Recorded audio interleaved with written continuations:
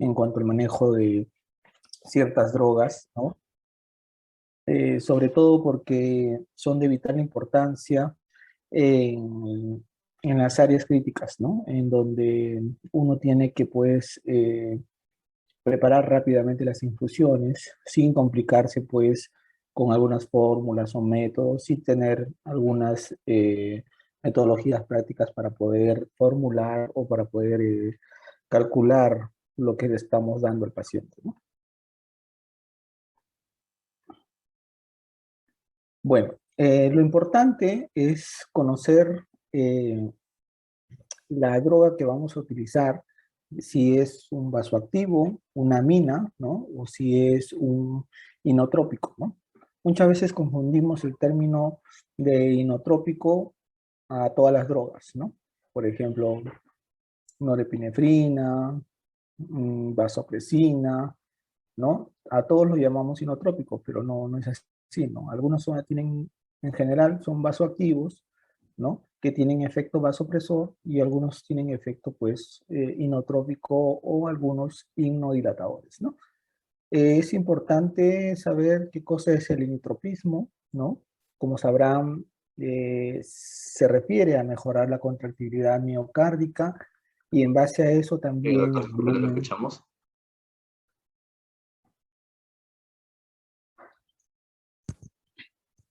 ¿Ahí me escuchan?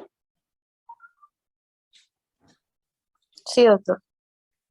¿Sí? Bueno, como les mencionaba, es importante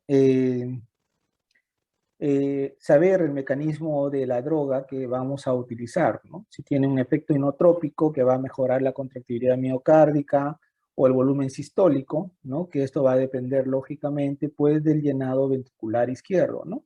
Si tiene efecto vasopresor, o sea que va a aumentar la resistencia vascular sistémica y por lo tanto la presión arterial, ¿no? Si tiene un efecto cronotrópico, ¿no? O sea que va a aumentar el ritmo cardíaco, o lusotrópico, que va a mejorar la relajación diastólica y disminuye, por lo tanto, la presión a nivel diastólico final, ¿no? Que también es importante. Muchas veces utilizamos un inotrópico, pero no solamente consiste pues en aumentar la contractibilidad, sino que también se hace referencia a mejorar la fase diastólica, o sea, mejorar la relajación de tal forma pues que ese corazón pueda bombear adecuadamente hacia los tejidos, ¿no? El efecto vasodilatador, que es el que va a disminuir la resistencia vascular sistémica, ¿no? Y bueno, y el efecto inodilatador que mejora la contractilidad y a la vez que también va a disminuir la poscarga, ¿no? Son algunos términos que muchas drogas vasoactivas, dependiendo de la dosis que voy a utilizar, pueden tener algunos efectos inotrópicos, efectos presores, efectos vasodilatadores o inotrópicos más vasodilatador o inodilatador, ¿no? Dependiendo del medicamento que yo voy a utilizar, ¿no? Sobre todo para mi monitoreo hemodinámico, ¿no? Para esto siempre yo recomiendo a los que, bueno, rotan en MUSI, que nosotros debemos en los pacientes pediátricos conocer la hemodinamia del paciente, ¿no? Son tres cosas fundamentales que uno debe de saber, ¿no? La precarga, contractibilidad y poscarga, ¿no? La precarga, que va a consistir lógicamente, pues, en que yo voy a incrementar o dar fluidos de tal forma que esto me aumente el volumen sistólico y por lo tanto me va a aumentar, pues, la precarga, ¿no? La contractibilidad voy a hacer uso, pues, de algún efecto vasoactivo, ¿no? Y la poscarga, yo lo puedo, pues, puedo hacer que la poscarga sea alta o que esté disminuida, ¿no? Si yo tengo un paciente que tiene una hemodinamia, puede tener una hemodinamia que tiene, por ejemplo, gasto cardíaco alto, pero con resistencias vasculares sistémicas bajas. O puedo tener un paciente que tiene al revés, ¿no? O sea, un gasto cardíaco que esté aumentado con las resistencias vasculares que estén aumentadas. O puedo tener también un patrón hemodinámico en el cual el gasto cardíaco está bajo y las resistencias vasculares sistémicas están bajas, ¿no? En el último escenario, lógicamente, el paciente está en un término de un shock ya descompensado, porque ya hay compromiso tanto de cardíaco como a nivel sistémico, ¿no? Que va a tener una vasoplegia. Entonces, en función a la hemodinamia que tenga el paciente pediátrico crítico, ya sea por cualquier tipo de shock, ¿no? El más común que vemos es el shock séptico, pero esto no deslinda los otros tipos de shock, ¿no? Que podemos tener, ¿no? Que tenemos shock neurogénico, shock obstructivo, que muchas veces, ¿no? Pueden presentarse y lógicamente que requieren de un manejo adecuado. Bueno, en realidad, la intención no es hablar sobre sepsis y shock, sino simplemente ver en qué escenario estoy, de tal forma, pues, yo poder hacer uso efectivo de determinada droga, ¿no? Entonces, como les mencionaba, ¿no? Los determinantes de la función cardíaca van a depender, lógicamente, de todo esto. Cuando no es siempre la ley de Frank-Starling, hoy en día se habla, pues, de que las guías de manejo, sobre todo de rehidratación, como se dice, son guías que hay que individualizar al paciente. Son guías hechas, pues, en pacientes con un determinado fenotipo de sepsis. O sea que no podemos nosotros utilizarlas para todos los casos, sino que tenemos que individualizar nuestro manejo. Pueden ser que algunos pacientes tengan la precarga ya aumentada, ¿no? Entonces, que no requieran, pues, manejo de reto de fluidos, o sea, de aumentarle o darle bolos, ¿no? De 10 o 20 cc por kilos, ¿no? Sino que más bien requieren de iniciar rápidamente un vasopresor o un inotrópico de tal forma, pues, que mejore el gasto cardíaco y por consiguiente también me mejore la poscarga, ¿no? Y la contractibilidad, lógicamente, pues va a depender mucho de si ese corazón está disfuncionante, ¿no? Inicialmente, en el cuadro de una sepsis, eh, si el paciente tiene, pues, un estado de shock severo, ¿no? Puede haber disfunción miocárdica. Y a eso, sumado a los bolos que inicialmente nosotros le damos, ¿no? Puede contribuir pues a que se llegue a un tope máximo en el cual el paciente no responde a fluidos y lo que vamos a hacer es empeorar el cuadro clínico, ¿no? O sea, vamos a propiciar una mayor disfunción cardíaca y por consiguiente puede producir edema agudo de pulmón y llevarlo al paciente al otro extremo, inclusive llevarlo incluso hasta ventilación mecánica, ¿no? Por eso es importante valorar el patrón hemodinámico y también la parte clínica que tenga el paciente, ¿no? Siempre nosotros monitorizamos lo que es la macrocirculación y lo que es la microcirculación, ¿no? La microcirculación, lo que vemos clínicamente, ¿no? El llenado capilar, cómo está la coloración de la piel, la frialdad, la temperatura, ¿no?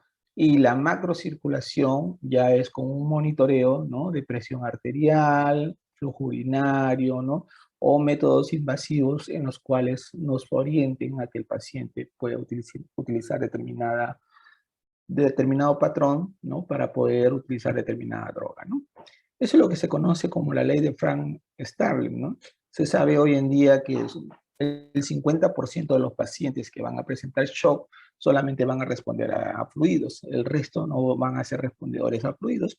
Por eso es que en las últimas guías están cambiando las guías en los cuales, pues, si bien es cierto, todavía se intenta reanimar, ¿no? En la primera fase, ¿no? En la primera hora de la sepsis, ¿no? La reanimación, pero la reanimación debe ser en base, pues, a reevaluación, ¿no? Doy bolo y revalúo, y dependiendo de la parte clínica y también de mecanismos no invasivos, como por ejemplo la ecografía, para poder evaluar si hay sobrecarga o no de fluidos, ¿no? Y hasta qué límite poder dar fluidos en un paciente crítico, ¿no? Entonces, cuando nosotros utilicemos un inotrópico o un vasotrópico, inotrópico o un vasopresor. No existe un vasopresor ideal, ¿no?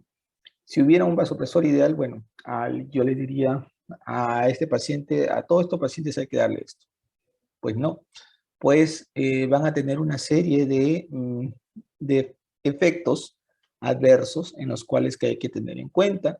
Por ejemplo, el inotrópico no debe tener taquifilaxia, ¿no? La acción no debe ser muy prolongada. Generalmente la acción de los vasopresores pueden llegar a un tiempo de acción máximo de 10 minutos, ¿no?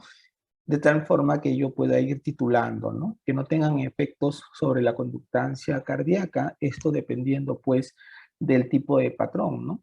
Por ejemplo, si yo tengo una vasoplegia intensa, o sea, me refiero a que el paciente, las resistencias vasculares sistémicas están disminuidas, pero el gasto cardíaco está bien, ¿no? Entonces, en ese caso, yo podría utilizar norepinefrina para aumentar las resistencias vasculares sistémicas, ¿no? Tener efecto vasodilatador. Muchas veces hemos tenido pacientes que tienen gasto cardíaco bajo y también tienen problemas de hipertensión pulmonar, ¿no? Entonces tengo que yo escoger. Uno de ellos podría ser la dobutamina, ¿no? Para mejorar el gasto cardíaco y también es un vasodilatador a nivel pulmonar, ¿no?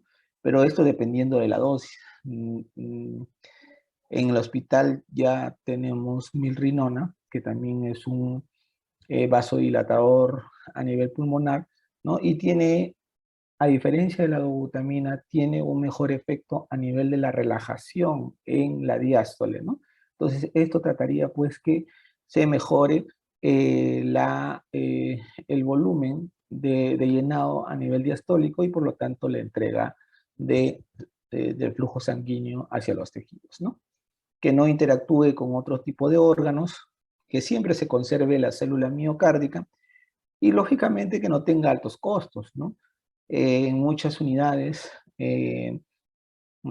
hay también medicamentos como por ejemplo el levosimendan, ¿no? En el cual el costo es alto, ¿no? Y por lo tanto, entre valorar el beneficio y el riesgo, ¿no? Y el costo-beneficio, ¿no?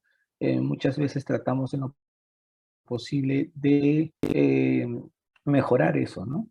Y lógicamente eso se mejora sabiendo el patrón hemodinámico que tenga el paciente, ¿no? Bueno, vamos a hablar, vamos a iniciar primero con la dopamina. Como ustedes verán ahí, la dopamina siempre ha sido utilizada desde hace mucho tiempo y todavía se sigue utilizando, ¿no? Las últimas guías y sobre todo en Latinoamérica, ¿no? Todavía se utiliza porque sabemos que en Latinoamérica tenemos una población, unos recursos limitados en los hospitales, ¿no?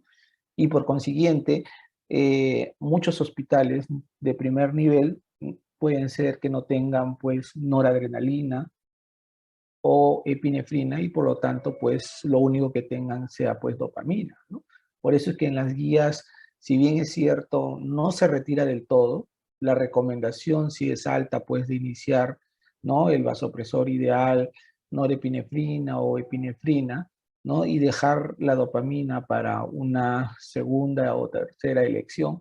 Lógicamente pues esto es debido a los recursos necesarios o adecuados que tenga el hospital dependiendo del nivel, ¿no? La vida media, lógicamente, es de 2 minutos, el tiempo de acción, 10 minutos, ¿no? Y tiene un metabolismo, pues, de excreción a través de la orina, ¿no? Por eso es que inicialmente se pensaba, pues, que la dopamina tenía un efecto dopa y que aumentaba la perfusión renal. Hoy en día se sabe, pues, que no, ¿no? En realidad no tiene ese efecto a nivel de mejorar la perfusión renal, ni tampoco tiene un mecanismo de mejorar la perfusión a nivel mesentérica, ¿no? Entonces, la dopamina en general lo utilizamos como efecto más que todo beta 1, ¿no? Es el punto de corte. Muy poco suelo utilizar más de 10 microgramos por minuto, porque acuérdense que tiene un efecto alfa 1 y es un vasopresor también potente. Si pasamos más de 10 microgramos kilo-minuto, la dopamina produce también arritmias, taquifilaxia, problemas a nivel hipofisiario, ¿no? Entonces, es importante conocer los efectos adversos de la dopamina a dosis alta, ¿no? No usarlo para mejorar la función renal, ¿no? Esto es lo que habíamos hablado, ¿no? Todo en el contexto de los efectos adversos, ¿no? En realidad, lo que se recomienda se puede pasar por vía periférica, ¿no? El no tener un catéter venoso central no contraindica de utilizar rápidamente un vasopresor. Eso sí, la dilución debe ser pues de 1 en 10, dependiendo pues de tener una vía periférica pues permeable, ¿no? No le voy a pasar un vasopresor en una vía que está en el dedo de la mano o en el pie, ¿no? Porque puede haber necrosis por extravasación, ¿no? A mayor dosis va a haber mayor incremento de consumo de oxígeno, ¿no? Puede producir hipertensión arterial, efecto inmunosupresor, ¿no?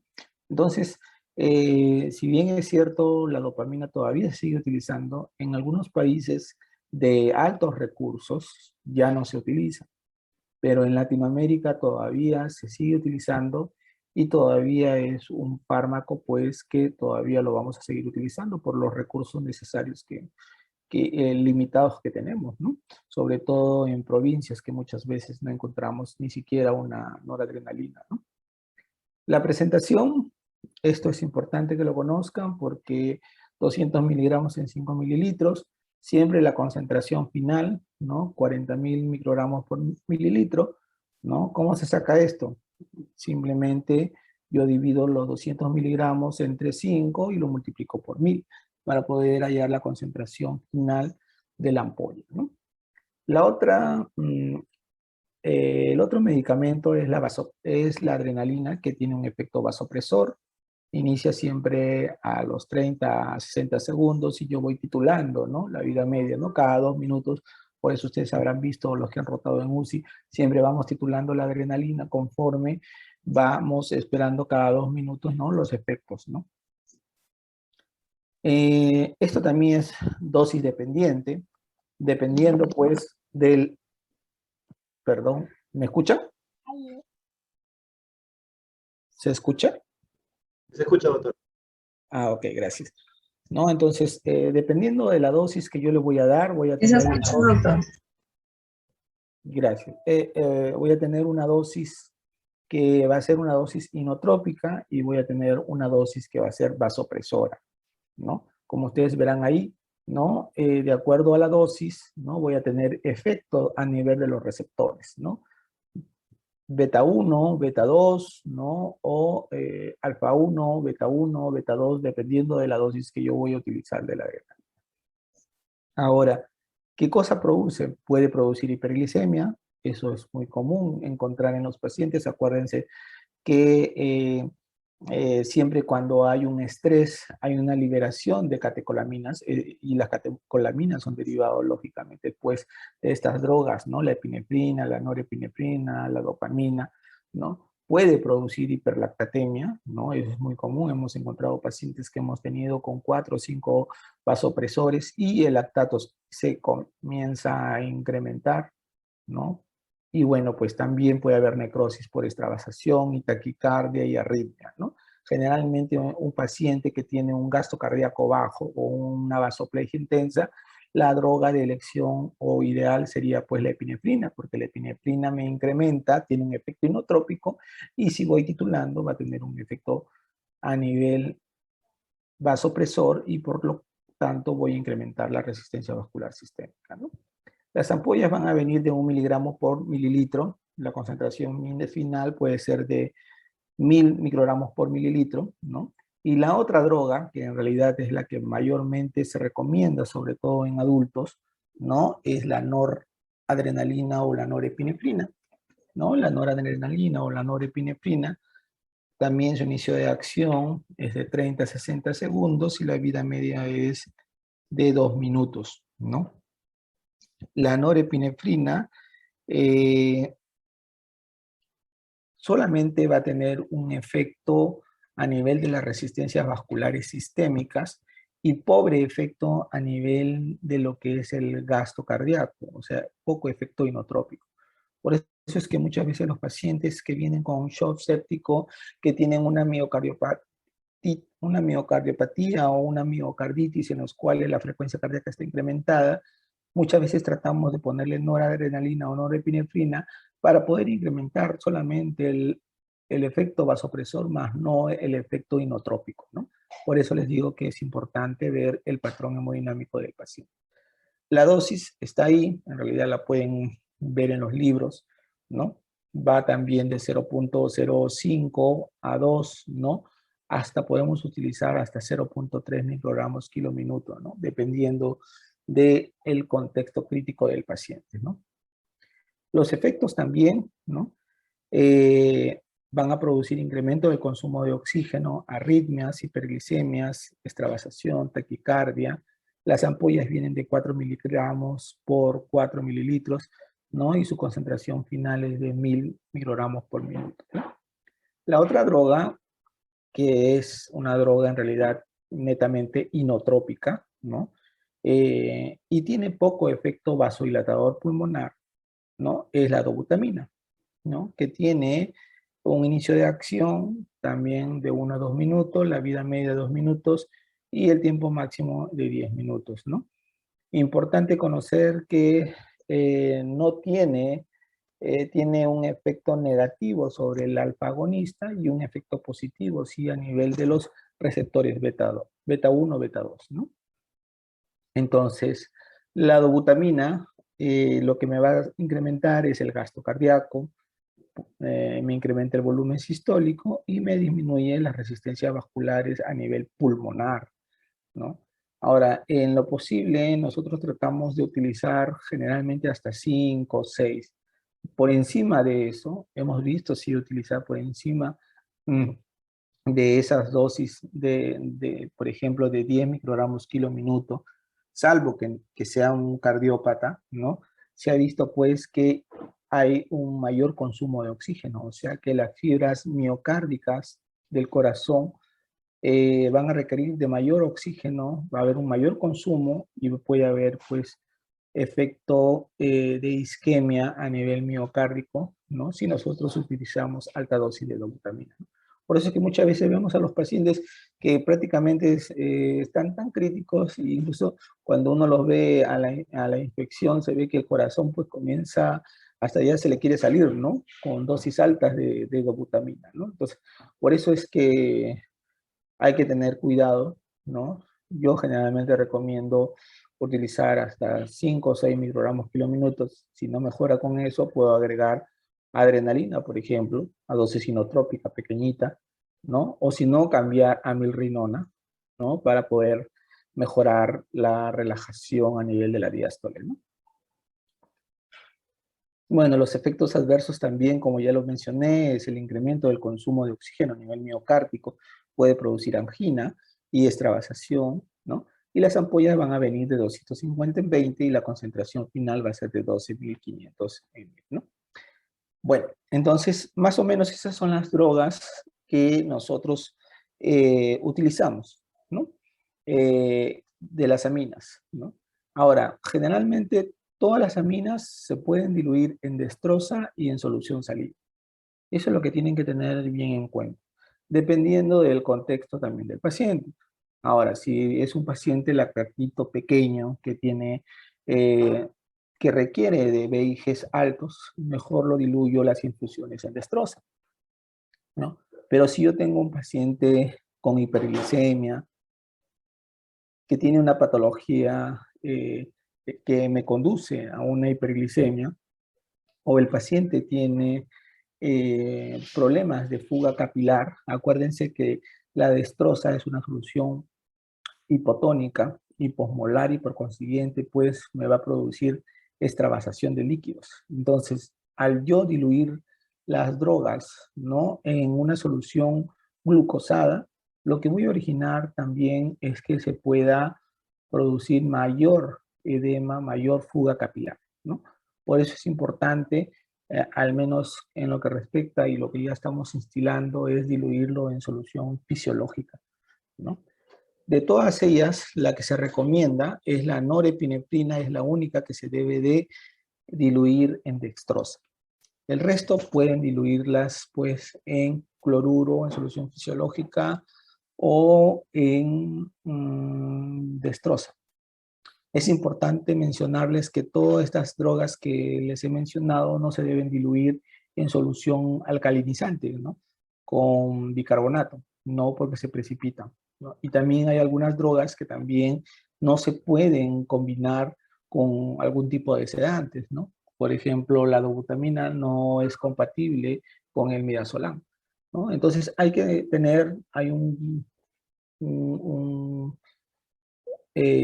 una tablita de lo que es compatibilidad de drogas, ¿no? Tanto de vasoactivos con medicamentos, ¿no? De tal forma de que vean que sean compatibles o no, ¿no? Bueno, en cuanto a las infusiones, vamos a ver, ustedes van a ver que la programación, algunas drogas van a ir en minuto y algunas otras drogas van a ir en hora, como ustedes podrán ver, ¿no? Microgramos kilo minuto y microgramos kilo hora, ¿no?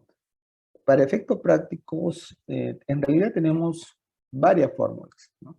Yo no les pido que se aprendan esta fórmula así o esta fórmula. Para mí, de repente, la fórmula que ustedes mejor han aprendido y que les sea más fácil y más útil, pueden utilizarlo, ¿no? Pero acuérdense que si están en un área crítica, lo mejor es utilizar una fórmula más rápida, ¿no? Para poder sacarla, ¿no? Entonces, en base a esto, ¿no? Es que nosotros, como ustedes podrán ver ahí, ¿no? Cómo hallamos nosotros los miligramos del medicamento, es la dosis por el peso del paciente, ¿no? Por 60 por volumen, todo esto entre 1000, ¿no? Esa es una fórmula, en realidad, que rápidamente se puede sacar, en realidad, ¿no? Si yo quiero hallar los miligramos del medicamento, ¿no? La otra fórmula rápida es utilizando la dosis por el peso por la constante. ¿Qué quiere decir esta constante? Estamos hablando de microgramos kilo minuto, no microgramos kilo hora. Quiere decir que si yo diluyo en 100, ¿no? La constante va a ser 6. Si yo diluyo en 50, la constante va a ser 3. Y si yo diluyo en 25, la constante va a ser 1.5. Generalmente, la gran mayoría de las unidades críticas lo diluimos en 50, ¿no? Por eso que la constante muchas veces lo sacamos rápidamente, ¿no? O sea, la dosis por el peso por 3, ¿no? Si es en 50, es por 3, ¿no? Es una forma rápida que podemos hacerlo, ¿no? Entonces, bueno, simplemente lo que sí hay que ver es que para cada droga hay una concentración máxima. Si nos pasamos de esa concentración máxima, tanto a nivel del catéter venoso central como a nivel periférico, ¿no? Acuérdense que en el nivel periférico la dilución generalmente debe ser 1 en 10, ¿no? O tal vez 1 en 5 o 1 en 10, ¿no? Lo más diluido posible, ¿no? Para poder, pues, no tener efectos a nivel periférico, ¿no? Bueno, en realidad, el manejo de las infusiones, en realidad, esto se aprende, pues, en la práctica, ¿no? Es en realidad practicar con cada paciente, recordar, ¿no? Porque yo les voy a decir ahorita un caso y mañana, pasado, se olvidaron, ¿no? En realidad la idea es ponerlo en práctica, ¿no? Mientras que ustedes estén en emergencia, ¿no? Y le llegue un paciente y si tienen la oportunidad, pues, de ver la terapéutica de algún colega, pues, que esté, o de algún niño crítico que esté con infusión de algún tipo de vasoactivo, pues aplicarlo, ¿no? Y recordarlo de tal forma que no se pueda olvidar, ¿no? Entonces, por ejemplo, acá tenemos un niño de 1 año, 10 kilos, no responde a fluidos, frialdad distal, bradicárdico, ¿no? Primero tengo que ver, ¿no? Está con frialdad distal y está bradicardia. Lógicamente, si clínicamente está con frialdad distal, quiere decir que las resistencias vasculares sistémicas están por los suelos, ¿no? O sea, están bajas. Y bradicárdico, si está bradicárdico, entonces el gasto cardíaco también está comprometido, porque acuérdense que el gasto cardíaco depende mucho de la frecuencia cardíaca en los niños. Entonces, tenemos ambos patrones. Tengo un patrón de gasto cardíaco bajo con una resistencia vascular baja. Entonces, la droga de elección va a ser adrenalina, ¿no? Porque la adrenalina tiene efecto inotrópico y va a tener efecto también vasopresor, ¿no? Entonces, iniciamos con adrenalina 0.1 microgramos kilo minuto, diluido en 50. Puede ser en destroza, puede ser en cloruro, en realidad eso no tiene importancia, ¿no? Y lo voy titulando hasta llegar a 5 cc por hora y me piden pues que formule y responda cuánto recibe de adrenalina, ¿no? Entonces, si yo calculo la fórmula y reemplazo, ¿no? 0.1 microgramos kilo minuto por 10 kilos por 60, ¿no? Por la dilución que es 50 dividido entre 1000, me va a salir 3 miligramos, ¿no? Entonces, eso es lo mismo que yo estoy acá, reemplazando esta fórmula, ¿no? Reemplazo esta fórmula y en realidad me sale 3 miligramos, ¿no? Entonces, pongo adrenalina 3 miligramos en destroza o en cloruro en 50. Esto también es importante conocerlo o que conozcan, ¿no? No quiere decir que en 50 ustedes le van a agregar 3 cc de adrenalina, al contrario. O sea, 47 y los 3 mililitros. O sea, por eso se pone para completar la dosis de 50 cc, ¿no? Entonces, si yo utilizo la fórmula corta, ¿no? Como lo voy a diluir en 50, la constante va a ser 3. Entonces, lo que yo quiero es iniciar, ¿no? Con una dosis de 0.1 por el peso y por 3. En realidad me va a salir lo mismo, 3 miligramos. O sea, un cc va a equivaler a 0.1 microgramos kilo minuto, pero está pasando 5 cc's. O sea que lo tengo que multiplicar por 3, por 5, perdón. Entonces, en total, el paciente va a recibir 0.5 microgramos kilo minuto. No sé si se entendió ahí. ¿Todo bien?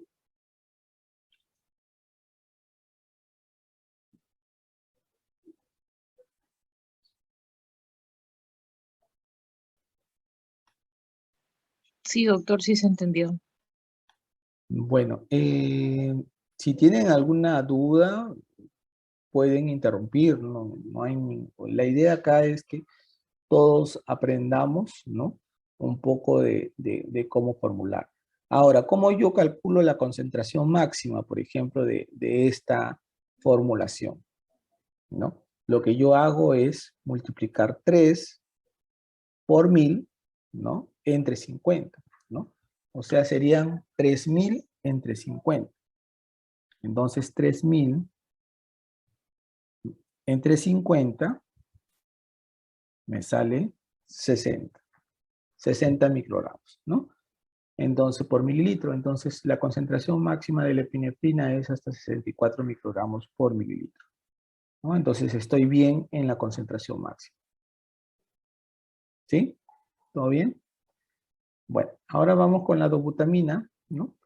Igual, es lo mismo, ¿no? Vamos a pasar con el caso de la dobutamina. Tenemos una niña de 6 años que pesa 20 kilos, que se encuentra con un shock séptico, ¿no? Y que está usando una dobutamina, ¿no? A 250 miligramos diluido en 50 de destroza o cloruro, ¿no? ¿No? Entonces, si hacemos la fórmula larga, pues vamos a reemplazar, ¿no? La dosis, ¿no? Por 20, ¿no? Por 60, por 50 entre 1000, ¿no? En realidad me va a salir 4, ¿no?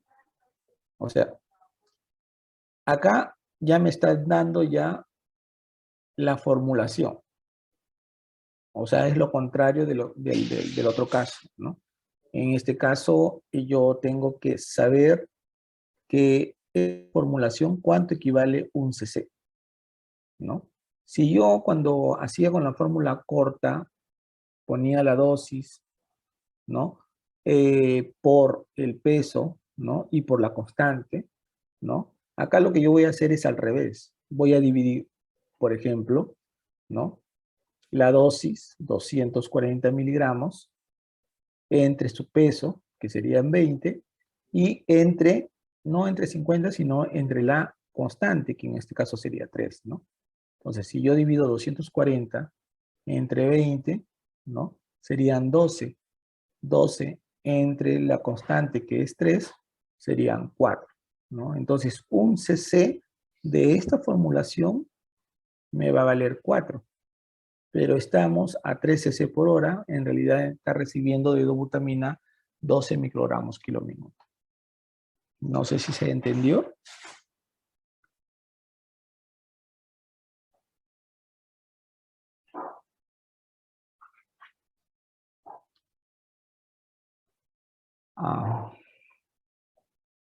Están todos los residentes, ¿no? R1, R2 y R3, ¿no?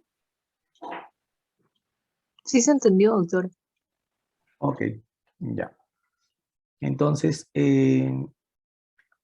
como le mencionaba, utilizando la fórmula corta, ¿no? Puedo multiplicar o puedo dividir, ¿no? Si ya tengo algo formulado, lo que yo tengo que hacer es dividir la fórmula corta. Pero si yo quiero programarlo, tengo que multiplicar. Ahora, lógicamente, la concentración máxima va a ser de 5 miligramos por mililitro de la dobutamina. Tengo que multiplicar 240 por 1000 entre 50, ¿no? Para poder hallar la concentración máxima, que no se pase, ¿no? Este es otro caso, ¿no? 4 años, 17 kilos, con shock séptico, ¿no? Inicia por vía periférica, ¿no? 3 microgramos kilo minuto.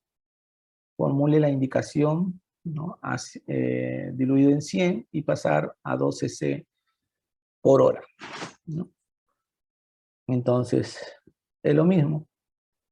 Pero ¿estará bien esta formulación? ¿No? Dobutamina 306 miligramos en 100, ¿no? Por ejemplo, si el paciente tenemos la dosis, que es 3 microgramos, pesa 17 kilos, ¿no? Y el volumen es de 100, ¿no? Entonces yo quiero, por la fórmula corta, reemplazo, ¿no? 3, ¿no? Por 17, ¿no? Y acuérdense que va a ir diluida en 100. Si es diluida en 100, es la constante 6. Entonces me va a salir 306, ¿no? Pero acuérdense que la dobutamina, la concentración máxima es 5 miligramos por mililitro. Entonces, tengo que yo calcular acá, ¿no? Si pasa o no de la concentración máxima, ¿no? Me sale 3 miligramos, ¿no? En realidad, estamos dentro del tope, ¿no? Entonces, si uno es 3 microgramos, si yo le pongo 12 cc, me va a salir 6 microgramos kilo minuto, ¿no? En realidad es lo mismo, reemplazar la fórmula, si yo quiero formular, o si no, al revés, si ya está formulado, puedo calcular un cc cuánto equivale, ¿no? En cuanto a la norepinefrina o la noradrenalina, ya hemos visto las características que tiene dependiendo, ¿no? Igual a dopamina, esto lo voy a pasar, ¿no? Entonces, es importante ver, ¿no? La fórmula lo más rápido posible en poder calcular y poder formular o sacar exactamente la dosis, ¿no? Ver lo otro, si lo voy a pasar por vía periférica o por vía central, ¿no? Ahí tenemos, por ejemplo, norepinefrina, vasopresina también, ¿no? Algunas veces hemos utilizado vasopresina. Acuérdense que el mecanismo de la vasopresina es diferente y por lo tanto ayuda sobre todo a disminuir las dosis máximas, ¿no?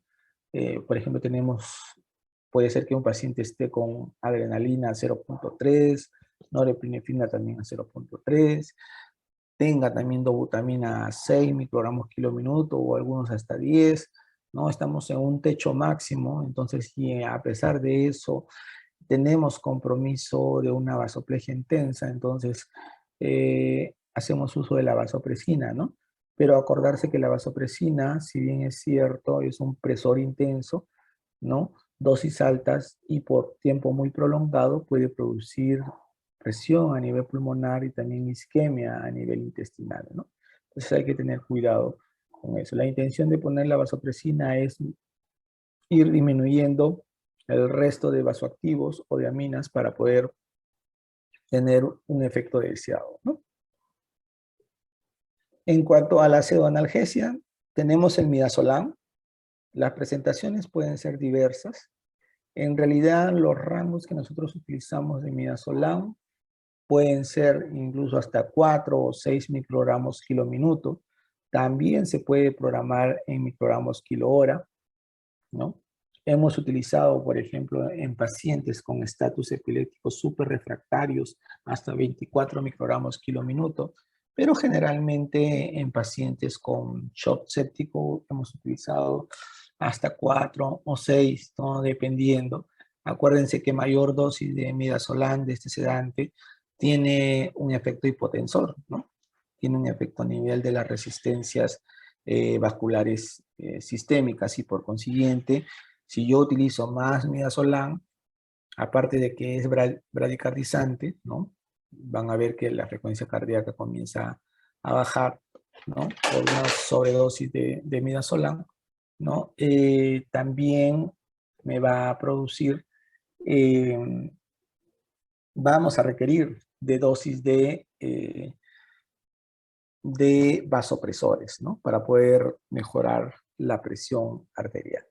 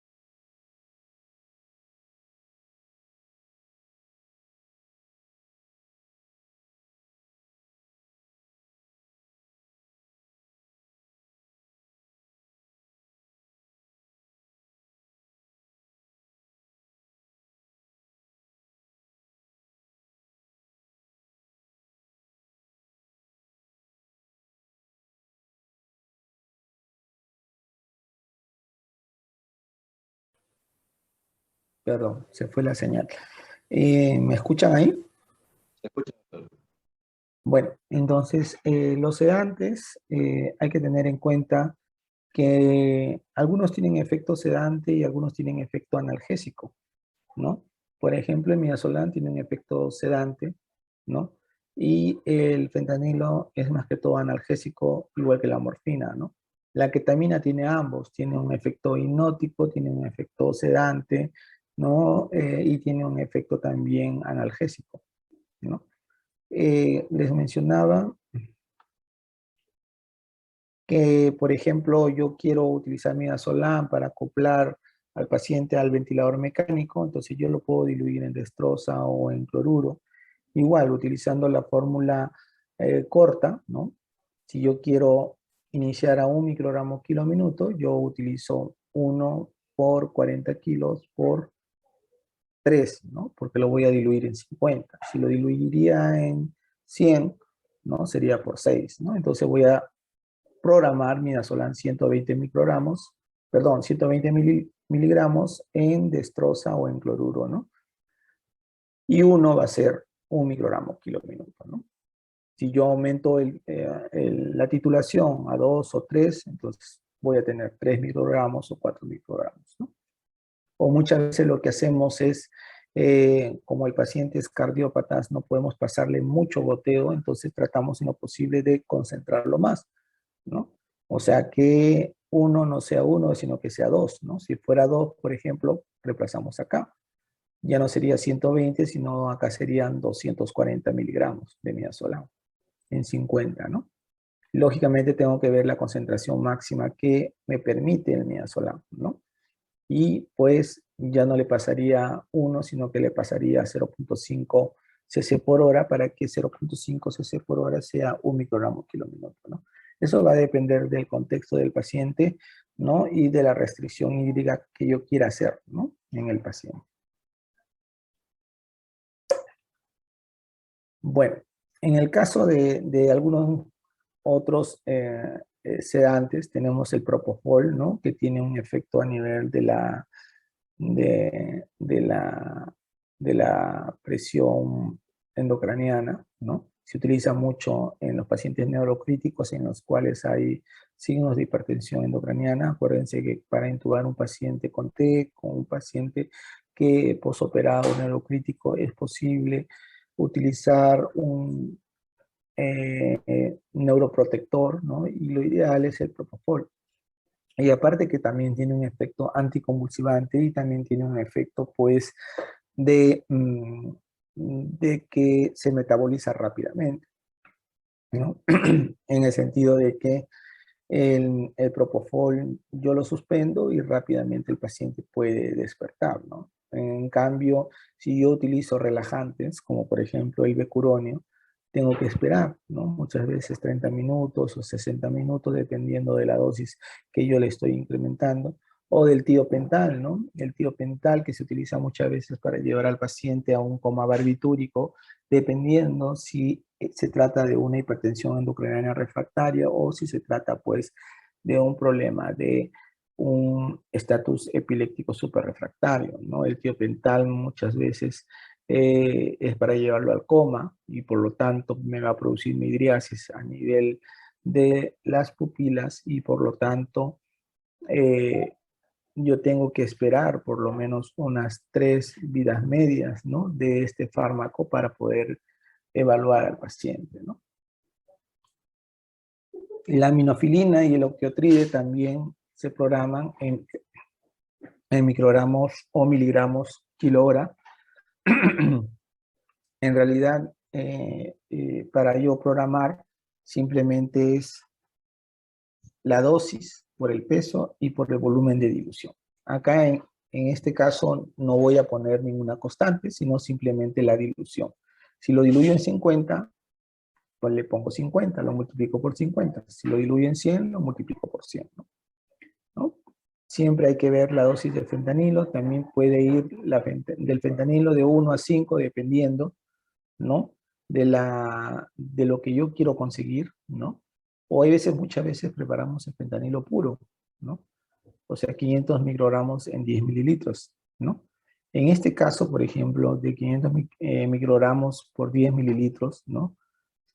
Por ejemplo, acá, yo tengo un niño de 6 años que pesa 25 kilos, recibe analgesia, ¿no?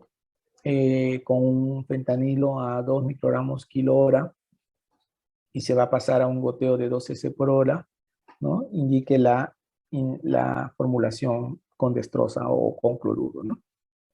Entonces lo que yo hago es multiplico la dosis que yo quiero 2, ¿no? Por el peso y por la dilución. Lo voy a diluir en 50, entonces va a ser 2500. 2500 microgramos, perdón, es acá. Entonces, 2500 microgramos, pero es puro prácticamente, ¿no? Porque acuérdense que la ampolla de fentanilo viene en 10 mililitros, ¿no? Entonces yo voy a requerir de 5 ampollas, ¿no? Entonces, generalmente es puro, ¿no? Entonces, si uno es 2, y si yo le voy a pasar a 2 cc por hora, entonces prácticamente está pasando a 4 microgramos kilo hora, ¿no?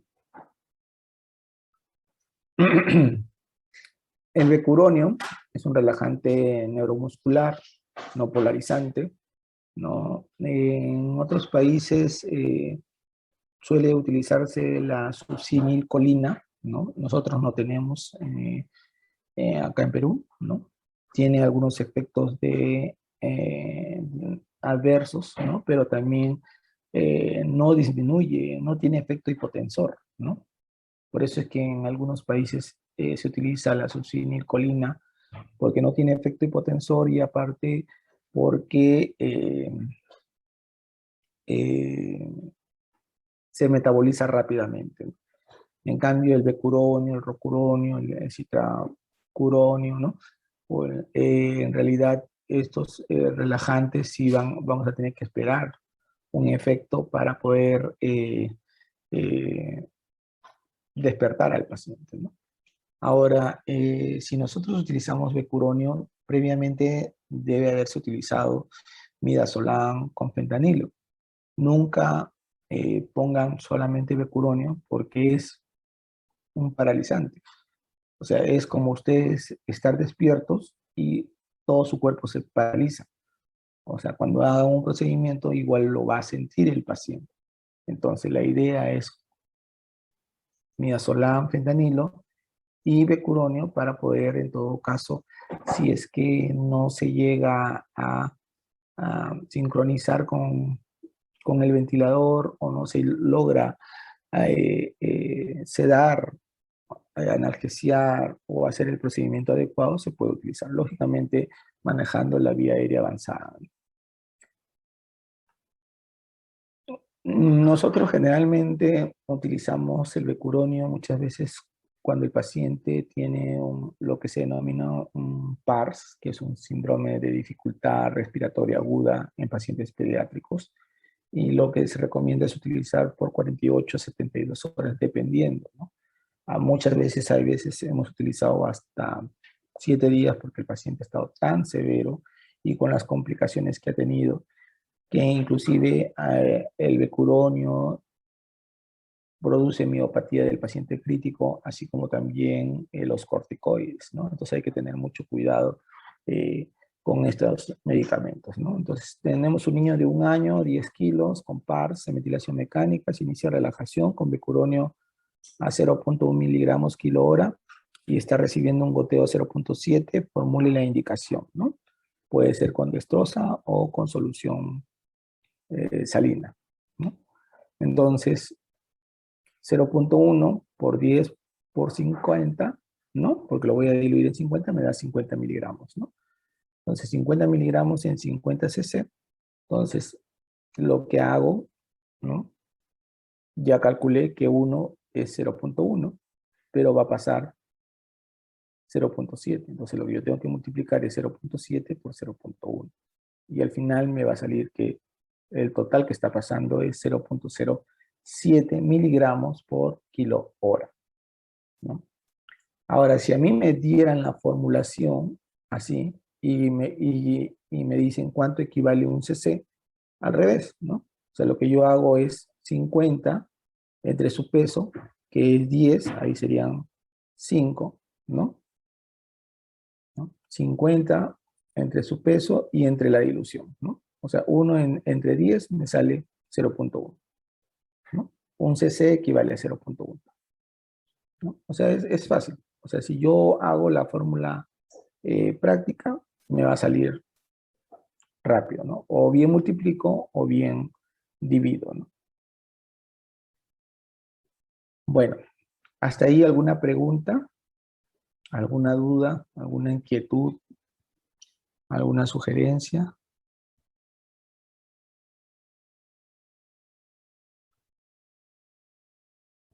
Doctor, buenas noches. Hola, buenas noches. ¿Qué tal, doctor?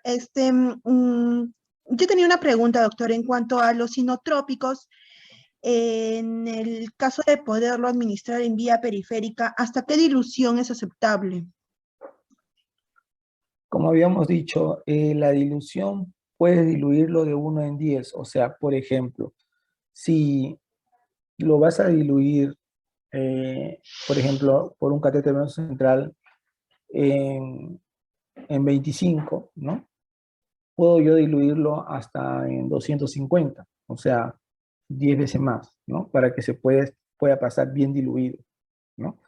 No sé si me dejo entender. O sea, la relación puede ser, en realidad no hay una literatura que te diga exactamente cómo, pero lo que sí es que la dilución debe ser de 1 a 5, de 5 a 10, ¿no? De la concentración que yo voy a preparar en el catéter venoso central.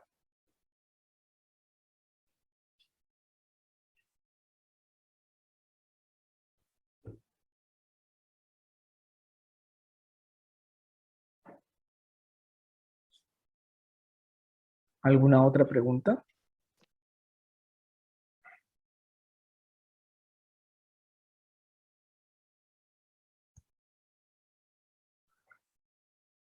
Bueno, vamos avanzando entonces un poco y para que se animen después a preguntar.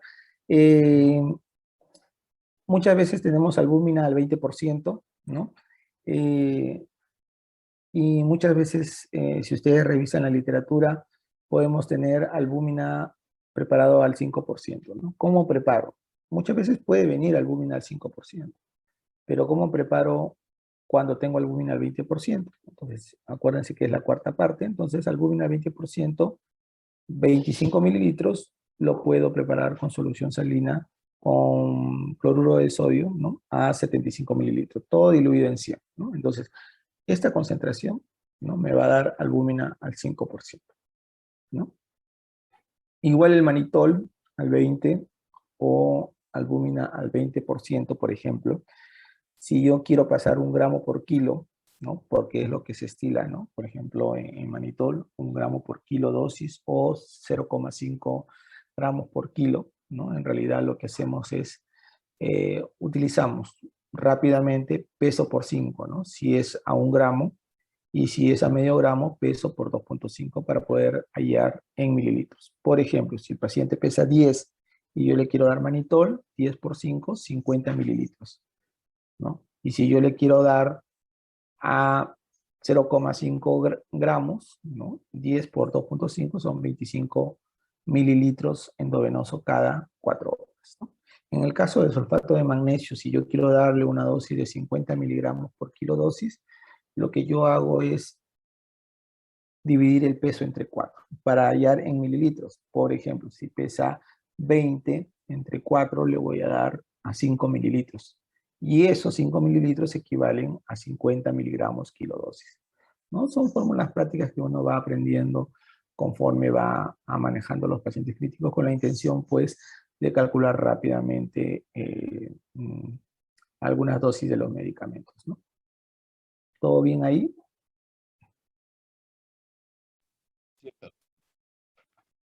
Bueno,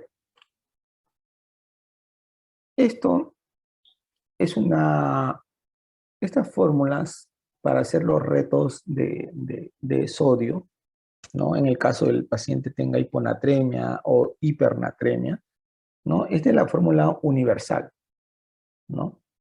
Para poder hallar, ¿no? La corrección de sodio, ¿no? Pero debemos tener en cuenta, por ejemplo, el cloruro de sodio al 5%, por cada litro, ¿cuántos milimoles tiene? 855. Para el 3% es 513, acuérdense, ¿no? Para lo que es el cloruro de sodio es 154 milimoles, ¿no? La destroza, lógicamente, no va a tener sodio, es 0, ¿no? O sea, por cada litro tiene determinadas concentraciones, ¿no? Esto es importante recordar porque muchas veces les preguntan y le dicen cuánto equivale o cuántos miligramos tiene un cc de solución al 3%, ¿no? ¿no? Tendrá pues 513 entre 1000, ¿no? 0,51, ¿no? Entonces es importante conocer al 5, al 3, hemos utilizado al 7%, hemos utilizado al 7,5%, incluso la literatura menciona de hablar al 23,5% en pacientes que tienen hipertensión endocraniana, ¿no? Bueno, ¿cómo preparo? Solución hipertónica al 3%. Puedo prepararlo con agua destilada o puedo prepararlo con cloruro de sodio, ¿no?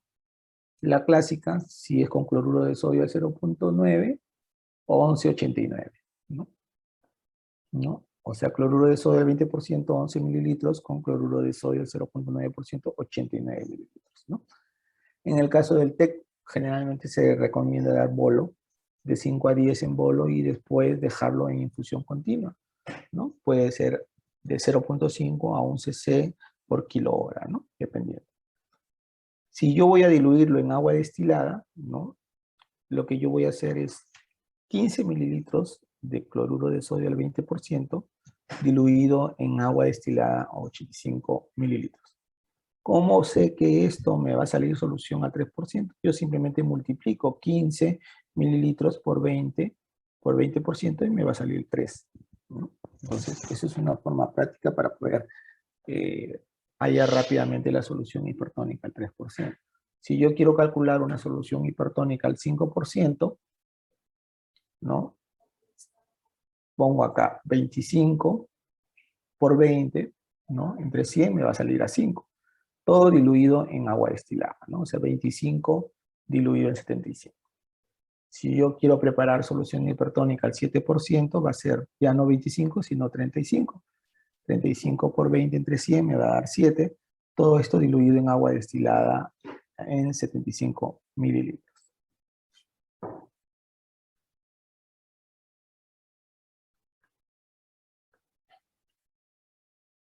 Entonces, ¿cómo corregimos la hiponatremia? Bueno, ustedes saben que tenemos hiponatremias sintomáticas y asintomáticas, ¿no? Esto va a depender del paciente, ¿no?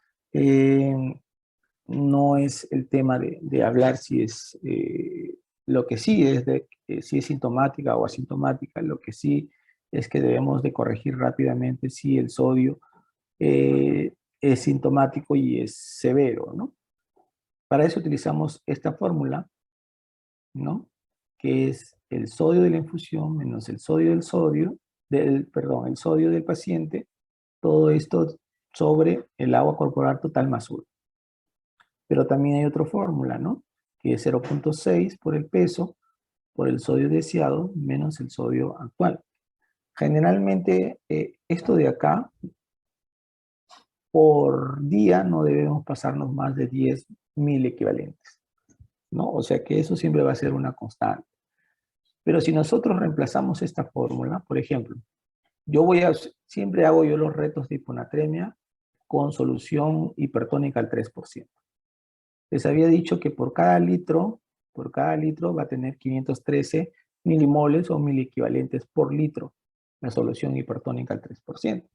Entonces, si yo voy a reemplazar esta fórmula de acá, entonces yo reemplazo 513 menos el sodio que tiene el paciente 115 sobre el agua corporal total, acuérdense que es, dependiendo si es varón o mujer, ¿no? 0.6 por 20 más 1.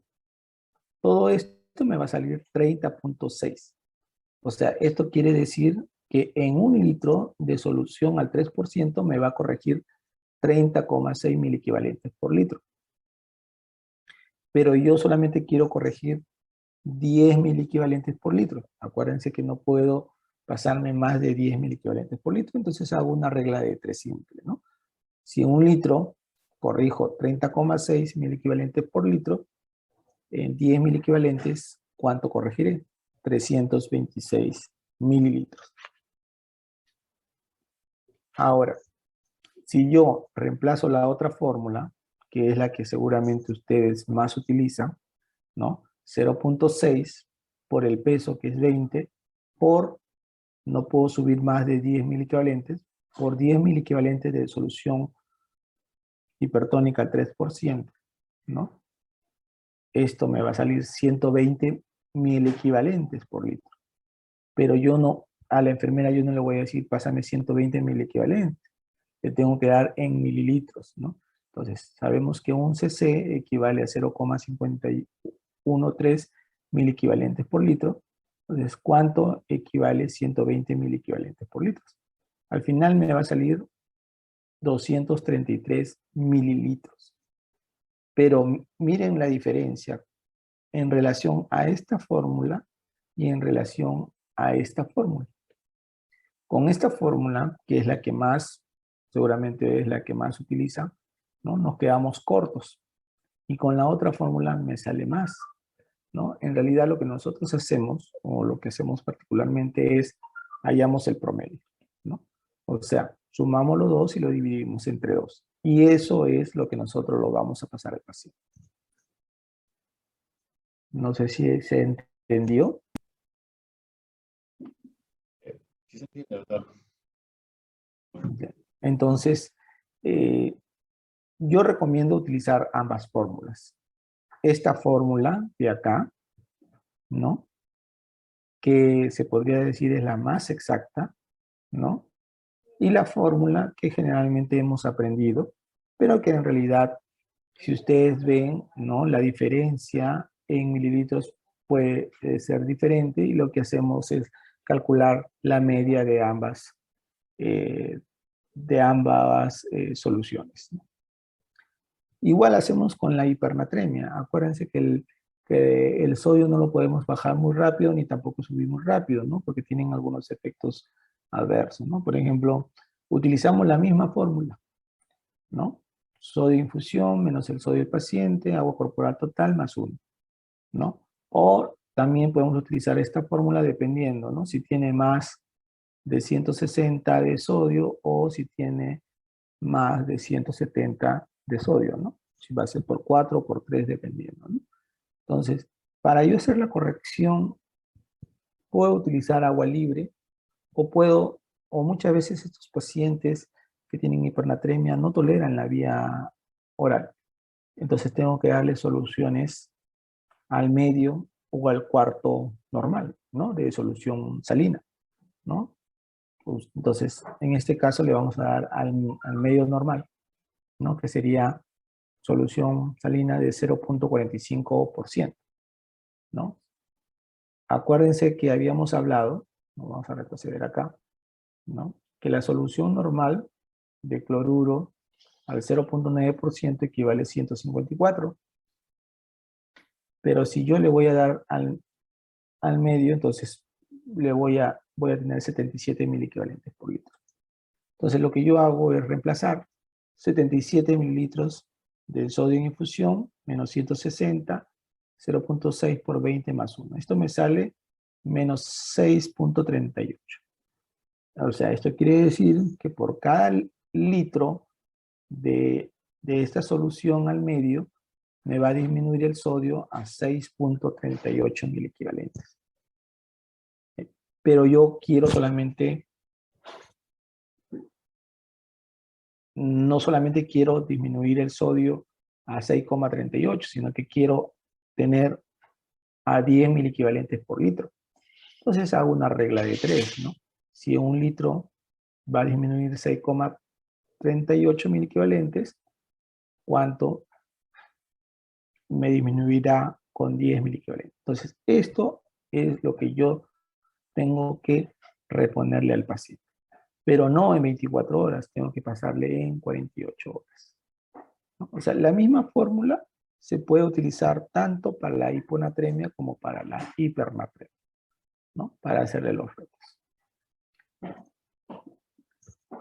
Lo otro es los retos de potasio, ¿no? Las hipocalemias, ¿no? Vamos avanzando un poquito. ¿Ya? ¿Cuándo hacemos reto de potasio? Cuando hablamos de una hipocalemia severa, ¿no? Cuando el potasio está a menos de 2.5 miliequivalentes por litro, ¿no? Entonces, todos sabemos que si yo voy a reponer el cloruro de potasio, que viene al 20%, yo puedo reponer al 0.5 a 1 miliequivalentes por kilo, ¿no? O sea, por ejemplo, si pesa 20, ¿no? Si yo lo reemplazo a 1 miliequivalente, entonces 20 miliequivalentes pasaré, ¿no? Pero si es un niño grande, por ejemplo, que pesa 40 o 50 kilos, le puedo pasar 0.5, ¿no? De tal forma de que no tenga mucha concentración y mucho volumen para poder pasar, ¿no? Entonces, pero acuérdense que un cc de cloruro de potasio al 20% equivale a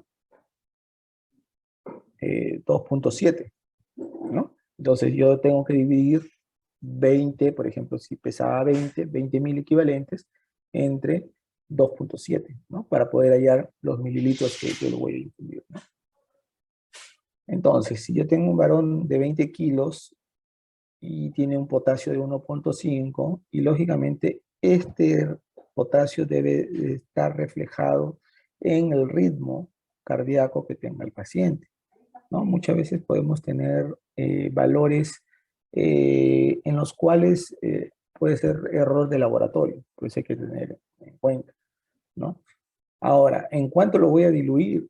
Eso muchas veces cuando queremos pasar por vía periférica, lo máximo que podemos pasar es hasta 80.000 equivalentes por litro. Si yo paso por un catéter venoso central, lo máximo es hasta 200.000 equivalentes por litro. Entonces, en realidad, hacer el reto de potasio, ¿no? Se hace el reto de potasio en base, primero, a qué vía voy a pasar, si es periférica o es central. Y segundo, es, en realidad, la concentración no va a cambiar del cloruro de potasio al 20%, como ustedes verán acá, ¿no? En vía periférica y vía central. Por ejemplo, si pesa 20, ¿no?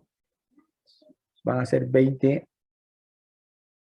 equivalentes y un cc equivale a 2.7 mil equivalentes. En realidad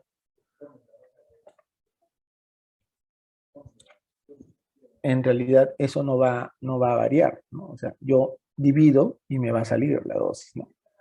Pero me va a salir 7.4, ¿no? Pero si yo lo hago en vía periférica, entonces hago una regla de 3, ¿no? Entonces, un litro puedo pasar 80.000 equivalentes, 20.000 equivalentes, ¿cuánto pasaré? Entonces, lo voy a diluir en 250. Entonces, 7.4 mililitros en 250 mililitros. Ahora, si es central, la concentración va a ser menor, ¿no? Con el cloruro al 20% va a ser igual, pero en la concentración va a ser menor, porque va a ser un litro, puedo pasar 200.000 equivalentes, 20.000 equivalentes, ¿cuánto pasaré? Pasaré 100. Entonces, 7.4 en 100. Y esto lo puedo pasar de 1 a 2 horas, ¿no? Del paciente. O sea, por vía periférica, 80, por vía central, 200, ¿no? Nunca va a variar la concentración, ¿no? De lo que es el cloruro al 20%. Si es periférica o es central, lo que va a variar es la dilución. Lo otro es que hay que tener en cuenta que un paciente con hipocalemia, los retos se hacen con cloruro, no se hacen con destroza, porque la destroza lo que hace es meter más el potasio a la célula, ¿no? O sea, disminuye las concentraciones plasmáticas del potasio. ¿Alguna pregunta ahí?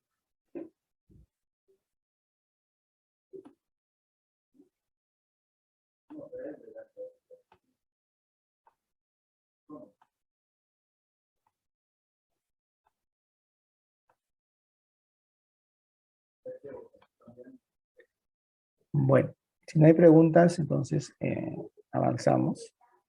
Lo otro es el fósforo, ¿no? Acuérdense que el fósforo, el reto de fósforo se puede hacer con fosfocalium, ¿no? Hay que tener en cuenta que los retos de fósforo se pueden pasar de 6 a 8 horas, ¿no? Y que no solamente pasamos fósforo, sino que también pasamos potasio, ¿no? En el sentido de que también me va a incrementar los niveles séricos de potasio. Por eso hay que tener en cuenta y reevaluar a un paciente que está con hipercalemia, pasarle retos de fósforo, ¿no? Por ejemplo, el reto de fósforo. lo que se recomienda la dosis 0,5 milimoles por kilo, pasarlo de 6 a 8 horas. Pero el fosfocalium, un cc de fosfocalium equivale a 0,6 milimoles, tiene 0,6 milimoles de fósforo. Entonces, si yo tengo un paciente que pesa 20 kilos, ¿no? Entonces, si le voy a pasar a 0,5, me va a salir 10 milimoles de fósforo. Pero un cc equivale de la ampolla 0,6 milimoles de fósforo. Pero yo le quiero pasar 10 milimoles de fósforo. Una regla de 3, en realidad me va a salir 16 mililitros, que es lo que yo voy a pasar de la ampolla del fosfocalium, ¿no? A ver, volviendo a repetir, el fosfocalium, un cc, ¿no? Va a contener 0,6 milimoles de fósforo. Entonces, si pesa 20 kilos y yo le voy a pasar la concentración de 0,5, entonces voy a tener 10 milimoles de fósforo, que es lo que yo quiero pasar. Pero si un cc de la ampolla tiene 0,6 milimoles de fósforo, 10 milimoles de fósforo, ¿cuánto tendré? Tendré 16 cc o 16 mililitros. Entonces yo lo que voy a formular es fosfocalium, 16 mililitros. Ahora, la dilución en vía periférica va a ser en relación de 20 a 1. De 20 a 1. O sea, 1 y 20. 16 lo puedo multiplicar por 20, me va a salir 320.